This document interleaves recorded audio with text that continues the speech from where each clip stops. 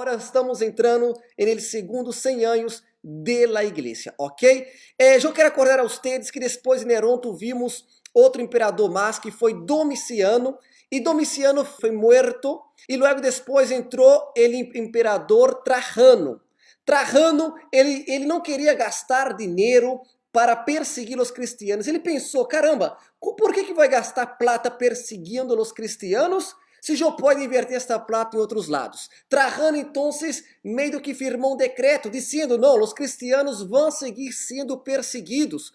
Podem perseguir os cristianos, pero o Estado, o governo não vai gastar um cêntimo para persegui-lo. E na época de Trajano, o império só se metia quando havia uma denúncia de cristianos que estavam contra o império. Então, esses cristianos eram levados hasta o imperador, hasta a corte para ser juzgado, e se não negaram a fé, eram mortos. E foi o que passou com muitos de los cristianos, porque eles não iam negar a fé. Pero a igreja entrou em um momento de relativa paz, porque agora já não estava sendo perseguida por el império. Havia denúncias? Sim, havia denúncias, pero já não era comum ter tantas denúncias. Pero aún em meio a esta paz, vimos grandes homens de Deus que morreram em favor do evangelho. E isso aconteceu agora na igreja do século II. Nós tivemos, por exemplo, aí a morte de Inácio de Antioquia, um dos líderes da igreja neste momento. Inácio de Antioquia, cerca de sua morte, que foi entregada aos leões, ele disse a seguinte frase: "Mi amor está crucificado, sou ele trigo de Deus, e os dentes e as bestias me molerão para oferecer-me como pão limpo de Cristo." Mira, é uma fé admirável, uma fé que frente a las bestias, a las feras, a los leones, ele estava declarando ele amor por Cristo. Tuvimos outro grande líder também da igreja neste momento, que foi Policarpo, não? Ele é o bispo de Esmirna. Policarpo, o bispo de Esmirna, e neste momento também, ele também foi caçado, ele foi juzgado e ele foi morto. E cerca de sua morte, ele já era um anciano, ele disse: "He servido a Jesus durante 86 anos e não me ha hecho nenhum dano, já que blasfemaria a mi rei que me salvou?" Então, você observa, e é admirável, graças a estes homens, indiretamente graças a eles, graças a Deus sobretudo, pero graças a estes homens que defenderam o evangelho, que foram exemplos de defesa do evangelho, de amor ao evangelho, nós temos esse cristianismo de hoje com esta base. Nós também tivemos um outro chamado Justin Mártir, filósofo. Preste atenção, um filósofo que se converteu ao cristianismo. E ele buscava explicar tudo por meio da razão. E a filosofia de vida dele chegou à conclusão que o único sentido da vida era o Senhor Jesus. Isso foi muito importante porque ele foi usado por Deus para alcançar pessoas de outro nível intelectual. Ele era um filósofo conhecido na época, ele tinha base para falar de cristianismo, então ele defendia o cristianismo. E certa vez ele foi para um debate com outros filósofos e este outro filósofo perdeu. E com raiva de ele, entregou ele, denunciou ele ao império. E o império matou assim a Justino Mártir. E ele, tranquilamente, ele disse: "Não me preocupo, a maior filosofia de vida eu he descoberto que está em ele Senhor Jesus." Então, esses foram grandes homens que descobriram o verdadeiro poder do cristianismo e estiveram dispostos a morrer por el cristianismo. É o mesmo espírito e fé que eu tenho que ter e que você tem que ter. Então, esses homens, meio a uma suposta, uma relativa paz, estes homens, eles viveram fieles, eles viveram o cristianismo verdadeiro, eles conheceram a Jesus a ponto de morrer por Jesus, ok? Seguindo mais, agora vamos falar da defesa da fé. Por que vamos falar da defesa da fé? Imagina-te agora, neste momento de relativa paz, o cristianismo começou a crescer. Sim, começou a expandir-se. E neste crescimento, muita gente não conhecia o cristianismo como deveria conhecer. E a quem não conhecia, começaram a juzgar os cristianos, a falar de los cristianos de uma maneira que não entendia nossa fé. Por exemplo, nesta época, Havia um grupo que pensava que os cristianos eram canibales, que na cerimônia da Santa Cena agarrávamos um bebê, poníamos ele pão, cortávamos e comiam, pensando que éramos canibales. Imagina-te que situação. E não só isso, havia outro grupo que pensava que os cristianos adoravam um asno na cruz. Deus meu, como vai pensar que adorávamos um asno? Pero esse era o preço dele crescimento. Muita gente não entendia a profundidade, não entendia a base do cristianismo e veia com os olhos de afuera e tinham esta ideia de que o cristianismo estava meio que com loucuras, não essas loucuras. E ademais também, os grandes, os ricos do Império Romano, quando veiam vidas transformadas, pessoas transformadas, era difícil para os grandes ricos, as pessoas de influência, aceitar que o cristianismo era a religião verdadeira, aceitar que o cristianismo era a verdade da vida. Eles não podiam aceitar que os pobres, porque em sua grande maioria, quem era cristiano eram os pobres, eram pessoas de baixo nível econômico. Então, as pessoas de um alto nível econômico não poderiam aceitar que quem tinha a razão da vida, quem tinha o sentido da vida, eram os cristianos, as pessoas pobres. Por outro lado, havia também vários outros grupos que começaram a crescer dentro do cristianismo. Se acorda na história de como foi formada a Bíblia, que por diversas vezes os apóstolos, eles falavam para os cristianos ter cuidado com a influência de religiosos em meio do pueblo, em meio de los convertidos. Pablo quantas vezes alertou a las igrejas de Galácias, as igrejas de que deveriam estar atentas a doutrinas que veniam de afuera, e é o que passou na igreja primitiva. O cristianismo começou a crescer, em alguns lugares começou a se mesclar com outras religiões, e começaram a aparecer assim as herejias. E vamos falar aqui agora de algumas herejias que apareceram neste momento, que afirmava que a salvação venia apenas por você ter conhecimento sobre a salvação. O gnosticismo creia em um poder sobrenatural, em um poder que dominava tudo, e bastava você saber, ter um conhecimento sobre a salvação e você era salvo. Isso estava em meio da igreja. Eles despreciavam a salvação através de Jesus, e agora a salvação estava sendo dada através de conhecimentos humanos, o que era completamente equivocado. Esse gnosticismo começou a mesclar o cristianismo com o helenismo, não? Se acorda que hablamos que o helenismo era a influência cultural de gregos. Os gregos normalmente consideram que a matéria é mala, ou seja, tudo o que é físico não serve. Não. Isso creiam os gregos e hasta hoje dia creiam. E havia alguns cristianos que também creiam. Mesclavam o cristianismo com as crenças gregas. E por pensar que a matéria era mala, eles consideravam que Deus não podia ter criado a matéria, porque a matéria era mala. Gente, a matéria não é mala. O que é malo é o que hacemos com ela, ok? Então, nós tuvimos o gnosticismo mesclado com esse helenismo e vários grupos interpretando de maneira equivocada o que era o cristianismo. Eles creiam que havia um Deus que era diferente do Deus atual. Ou seja, eles estavam separando, eles não creiam que ele, Deus poderoso, poderia ter criado a matéria. Então eles começaram a inventar que havia um outro Deus, um demiurgo, um Deus mais tico, um Deus que criou a matéria, não ele Deus todo-poderoso. Caramba, outro Deus mais. Então esta crença estava mesclando-se com o cristianismo. Havia outra crença também de que aquele Deus do Antigo Testamento, que era onipotente, era um Deus malo, um Deus tirano, era impossível ser ele mesmo Deus que Jesus predicava, um Deus de amor, um Deus de paz, e começaram a criar dois deuses diferentes, isso dentro dele cristianismo. Então isso foi um peligro. O gnosticismo chegou muito cerca de quase destruir o cristianismo com tantas herejias que começaram a meter adentro do cristianismo. Foi nas piores lutas que a igreja passou. Não foi na luta de matar, não foi na luta de morrer, mas foi uma luta de conceitos, uma luta de revelação. Ou seja, tudo isso estava acontecendo. Se eles barravam a Jesus a matéria, Jesus não poderia ser Deus. E se Jesus não era Deus, se nós perdemos a divindade de Jesus, o cristianismo perde todo o sentido. Então, o gnosticismo era um peligro, porque quitava a divindade de Jesus. Eles acabaram creyendo que Jesus era uma emanação de Deus e não ele próprio Deus. Imagina ter um novo cristiano recebendo esse tanto de informação equivocada por todos os lados, não?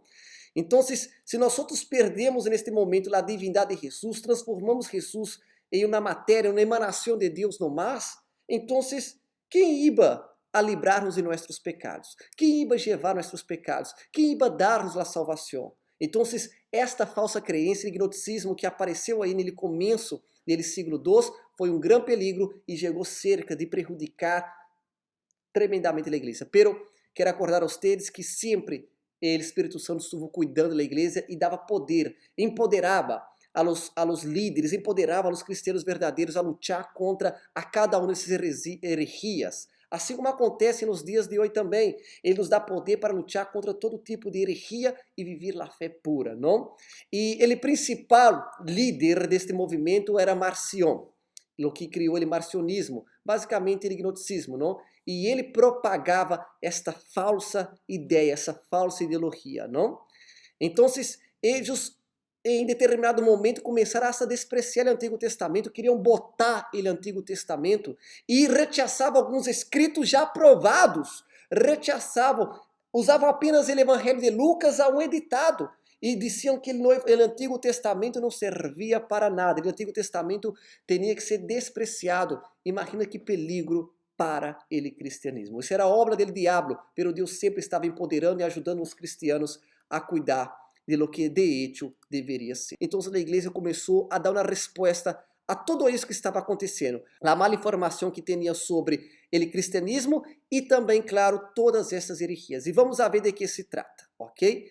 Ok, primeiro, houve 3 respostas. A primeira resposta que houve foi, claro, foi o cânon, foi o credo e foi a apostolicidade, ok? Foram essas 3 respostas que a igreja ha hecho. E vamos falar de cada uma destas respostas que a igreja deu. A primeira resposta que nós vamos dar para vocês é sobre o cânon, não? Ele foi formado, como falamos, a formação da Bíblia, o Antigo Testamento já estava formado, ok? Bíblia na igreja primitiva era o Antigo Testamento. O Novo Testamento não estava formado. Então, era necessário agora organizar o Novo Testamento.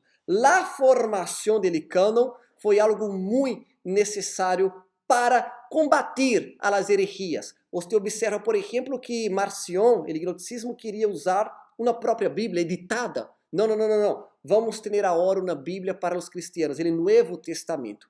Foi onde aconteceu toda a história que já falamos de como foi formada a Bíblia. Não? Cada igreja ia evaluando seus escritos e ia então formando seu Novo Testamento. Ao contrário de que muitos pensam, o Novo Testamento não foi formado através de uma reunião, sino foi formado através da revelação individual de várias igrejas. Então, o cânon foi uma resposta de las 3 que vamos falar contra todas estas heresias e esta mala interpretação do cristianismo. Os apóstolos, quando escreveram o Novo Testamento, eles não tinham ideia que seria o Novo Testamento, que seria a Bíblia que nós íamos a usar. Então, não havia aún esta consideração general do Novo Testamento. Então, como nós falamos na história, as igrejas iam recebendo os escritos de Pablo, iam recebendo os escritos de Pedro, iam recebendo os outros escritos, iam evaluando, iam buscando a direção de Deus, iam separando. Isso aqui é escritura, isso aqui não é escritura. Acuérdese que o cristianismo estava expandindo-se. Então, muita gente escrevia sobre o cristianismo, como Marcion. Escrevia ideias equivocadas, escrevia falando que havia 2 deuses, um Deus do Antigo, um Deus do Novo, falando que Jesus não era Deus, que Jesus era uma emanação de Deus. Hablia que havia um Deus demiurgo que criou o que era o ser humano, que era carne, a carne era mala. Então, imagina quantos escritos equivocados. Então, era necessário agora separar o que era de hecho os escritos revelados de los escritos que não era. E a formação do cânon foi uma resposta que a igreja deu a todas essas heresias. Por isso que você tem que assistir a série como foi formada a Bíblia para entender melhor todo este processo. As igrejas vão recebendo os escritos e validando os escritos, não? Alguns pensam que houve um determinado momento que houve uma reunião e o imperador, juntamente com alguns líderes, falaram isso é escritura, isso não é escritura. Não foi isso. As igrejas iam recebendo os escritos, ok? Iam recebendo os escritos, iam validando os escritos. E eles iam determinando o que era escrito ou não. Ou seja, o Espírito Santo revelou o que era a Escritura Sagrada, revelou o que era a Bíblia do Novo Testamento. O próprio Espírito Santo inspirou a igreja para isso. E allá, no século IV, no Concílio de Nicéia, no século IV, quando eles se reuniram, não foi para decidir o que era ou não Escritura Sagrada. Eles apenas estavam confirmando o que as igrejas já haviam determinado através da inspiração do Espírito Santo. Era tão fantástico que havia igrejas que não havia muita comunicação com uma e com outra. Pero imagina a igreja, por exemplo, de Trujillo e a igreja de Breia e de Arequipa se reunirem e falaram, mira, esses são os escritos que eu considero que são revelados, esse aqui nós outros consideramos e esses também. Então, eles consideravam os mesmos escritos, os 4 evangelhos, Hechos, as cartas paulinas, praticamente toda a Bíblia eles tinham em comum e haviam rechaçado também os mesmos outros escritos. Então, esta formação do cânon no século IV, que donde determinaram, deram ele ponto final, este é o cânon, isso foi uma reação por causa de las herejias. Agora temos uma Bíblia, agora temos um livro sagrado do Novo Testamento, e este será nosso livro, ok? Então, o segundo foi o credo apostólico. Você já escutou falar sobre credo? Ele credo, muitos pensam que é uma oração católica, não é verdade? Ele credo não é uma oração católica. Ele credo vem do latim e significa apenas eu creio. Então, é algo muito interessante. Por quê? Porque a igreja precisava ter bem aclarado, bem determinado lo que era a crença de eles. Em outras palavras, havia tantas crenças por todos os lados que estavam se mesclando e a igreja precisava definir suas crenças. E por isso vino a criação do credo apostólico, não? Imagínate, o credo apostólico foi criado. O credo apostólico não é um rezo, não é uma oração, não é algo para se quedar repetindo. Vamos falar de que credo é isso. Vamos ler juntos o que era o credo e você pode ter o credo como algo positivo, ok? Não é uma oração católica. O credo é algo muito importante para a história da igreja. Vamos ler juntos? O credo apostólico era o seguinte: creio em Deus Padre Todo-Poderoso, Criador do céu e da terra, e em Jesucristo, seu único Hijo, nosso Senhor, que foi concebido por obra e graça do Espírito Santo, nascido da Virgem Maria, padeceu bajo o poder de Pôncio Pilato, foi crucificado, muerto e sepultado, descendeu aos infernos e ao terceiro dia ressuscitou de entre os muertos e subiu aos cielos, está sentado à la derecha del Padre e desde allí há de venir a juzgar a los vivos e a los muertos. Creio en el Espírito Santo, la Santa Iglesia Cristiana, la comunión de los santos, el perdón de los pecados, la resurrección de la carne y la vida eterna perdurable. Amém. Este era o credo. Isso era a afirmação de la fé dos primeiros cristianos. Futuramente vamos ter outro credo mais completo, pero este foi o credo do século II, ok? O credo que foi utilizado para defender das herejias. Em outras palavras, aqui está o resumo de nossa fé. E a terceira e última resposta. A primeira foi qual? A formação do cânon. A segunda resposta, a criação do credo apostólico. E a terceira resposta da igreja foi a apostolicidade da igreja. Sim, a apostolicidade da igreja. O que significa dizer?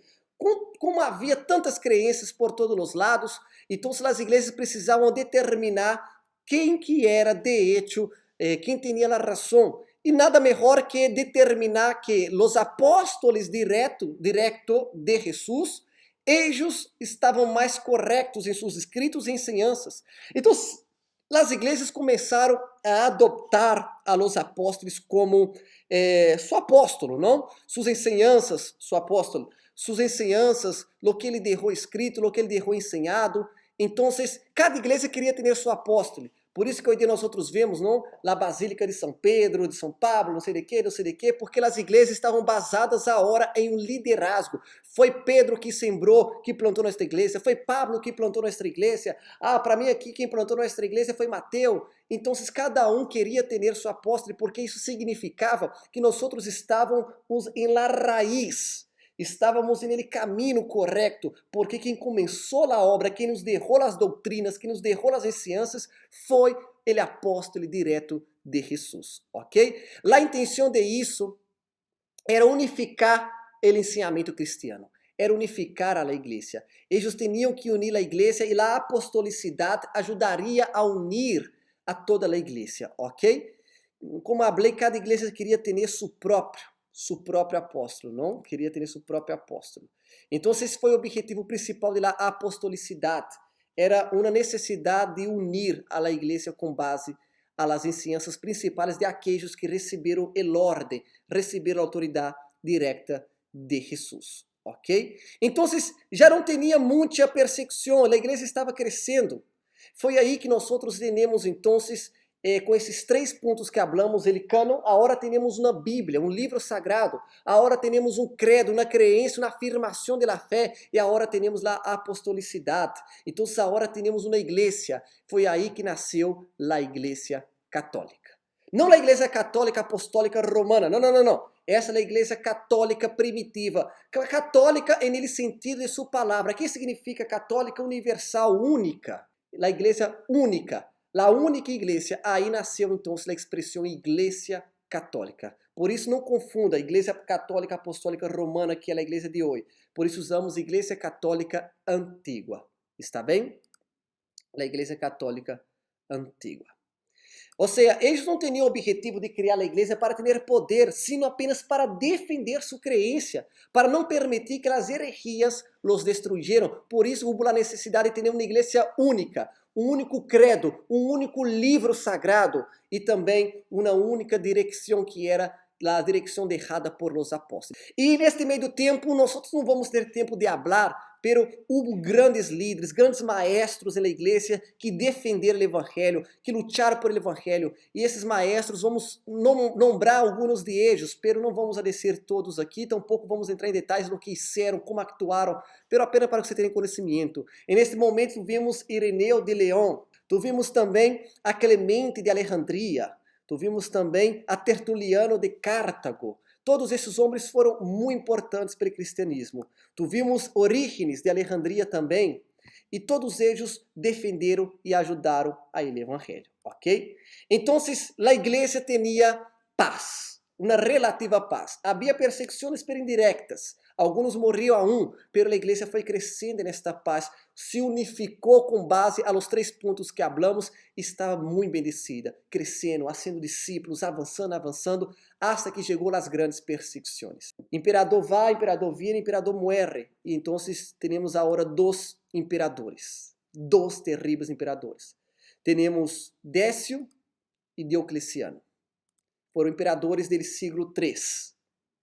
E eles, esses 2 imperadores, eles não seguiram a mesma linha de Trajano. Esses imperadores, Décio e também Diocleciano, eles queriam volver com a superioridade de Roma. Eles queriam trazer toda a superioridade, a grandeza de Roma. E para isso eles falaram, para volver à plenitude de Roma, temos que volver a valorar nossos deuses.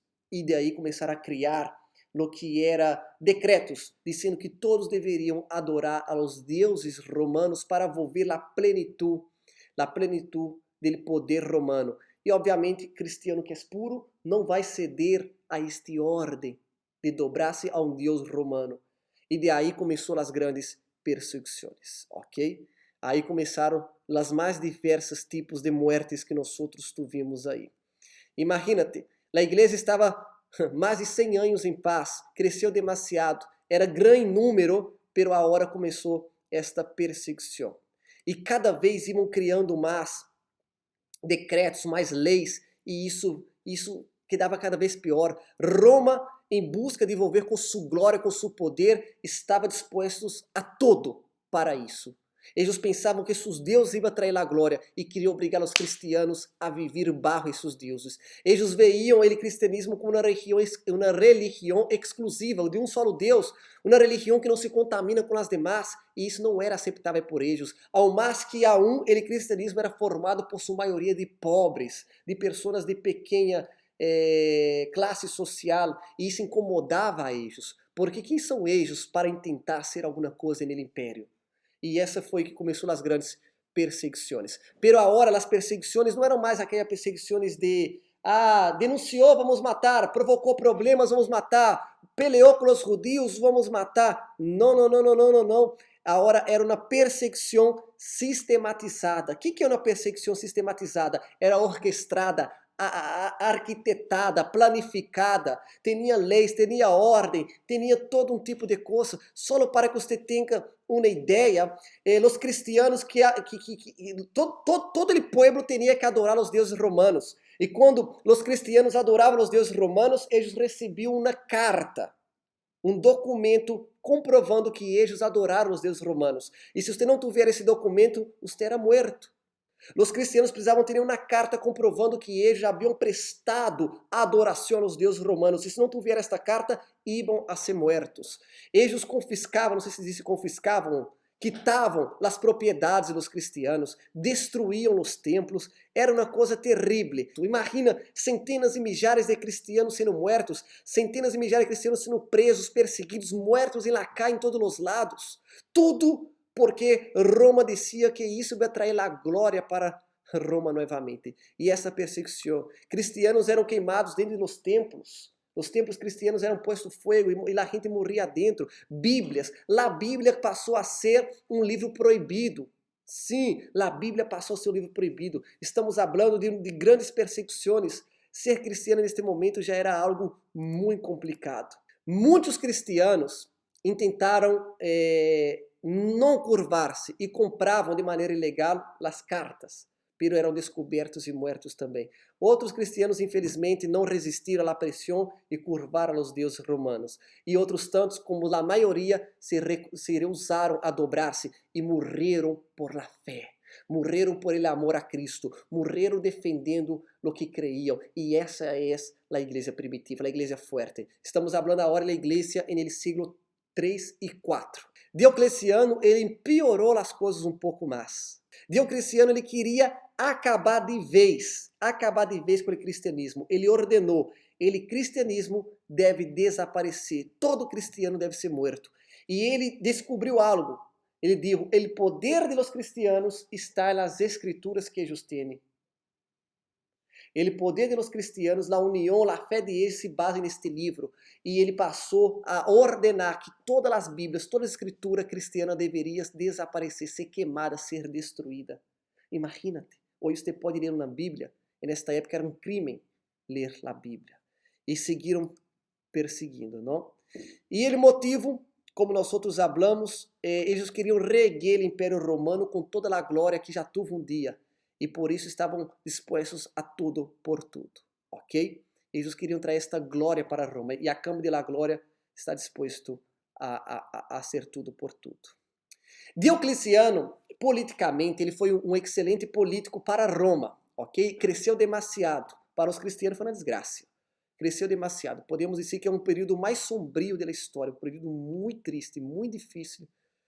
Duele falar de isso. Você é um cristiano, escutar isso, você imaginar isso é algo difícil, porque foi complicado, ok? Pero politicamente, Diocleciano ele cresceu muito e ele dividiu o Império Romano em 4. É como uma tetrarquia, é como se tivesse 4 imperadores agora ao invés de um, porque eram muito grandes suas conquistas, ele não tinha como controlar tudo. Então, como você vê neste mapa, foi dividido em 4, ok? Está aí um pouco maior. Foi dividido em 4 partes. E cada uma dessas partes tinha um imperador para esta parte. Um de eles se chamava Constâncio Cloro, padre de Constantino. Você já deve ter escutado falar de Constantino, não? Constantino. E ele é muito importante para a história do cristianismo, e depois vamos falar dele, ok? Pero só para mencionar, um desses imperadores era Constâncio Cloro, um dos 4, está bem? Então, a perseguição era terrível, tremenda. E não só por isso, pero os cristianos morriam por tudo, a ponto de que, para que você tenha uma ideia, houve um determinado problema no exército, e o exército, antes de ir na batalha, queriam sacrificar os deuses romanos. E nesse exército havia um grupo de cristianos que recusaram, não quiseram sacrificar os deuses romanos, e então Mataram esses soldados. E essa história chegou aos ouvidos de Diocleciano, de que havia soldados cristianos que se rehusavam a sacrificar os deuses romanos. E aí que exterminou. E aí ele foi com mais força aún, digo, acaba com os cristianos, elimina. Essa religião exclusiva não pode seguir mais em nosso meio. E foi o que aconteceu, ok? E começaram a perseguir aún mais duramente os cristianos. De todas as maneiras que você imaginar, os cristianos eram mortos, livros destruídos, quitavam tudo que tinham economicamente, cabeça cortada, tudo que você imaginar aconteceu nesta época. Era terrível. Igrejas queimadas, igrejas destruídas, e na calle mesmo morriam, aconteceu de tudo. Foi a pior perseguição da igreja até esse momento, foi esta perseguição. Foi uma tragédia completa o que aconteceu, ok? Foi a pior perseguição. Então, quando hablamos, teníamos aí dividido. E essa divisão funcionou mientras Diocleciano estava vivo. Pero Diocleciano não iria viver para sempre, verdade? Um filho de um dos imperadores chamado Constantino. Se acorda que hablamos que um dos 4 era Constâncio? E esse filho de Constâncio, agora era Constantino, ele tomou o poder em uma destas partes. Ele tomou o poder. E ele estava disposto a tomar todo o poder de Roma. Ele queria invadir Roma. Então, se Constantino querendo invadir Roma, o que aconteceu? Ele teve uma visão. Ele teve uma visão. Constantino teve uma visão. Ele viu a señal de la cruz e uma mensagem dizendo: sobre esta señal, com esta señal, você vai vencer a guerra.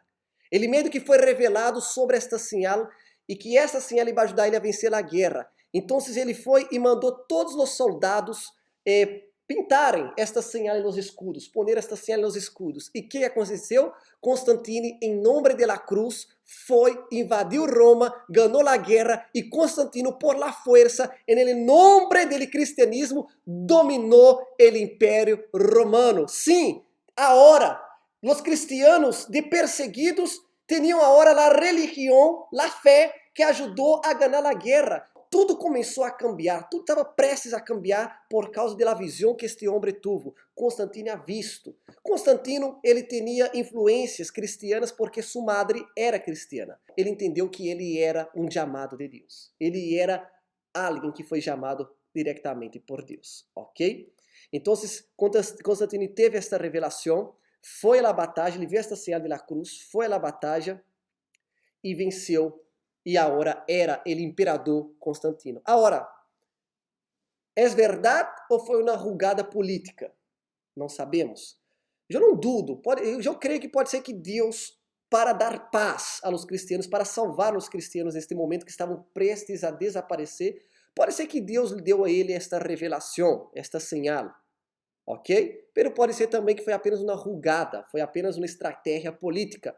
Então, ele teve simpatia com os cristianos, porque por la fé de los cristianos, por esta fé cristiana, eu vencia a guerra. Então os cristianos agora deixaram de ser perseguidos para serem a religião salvadora. Aún não era a religião oficial de Roma, pero aí o cristianismo já tinha seu poder, já tinha seu reconhecimento de perseguidos a dominantes agora. Imagínate. Que raro, não? Estão me perseguindo um dia e no outro dia estão dando graças a Deus por la señal de la cruz.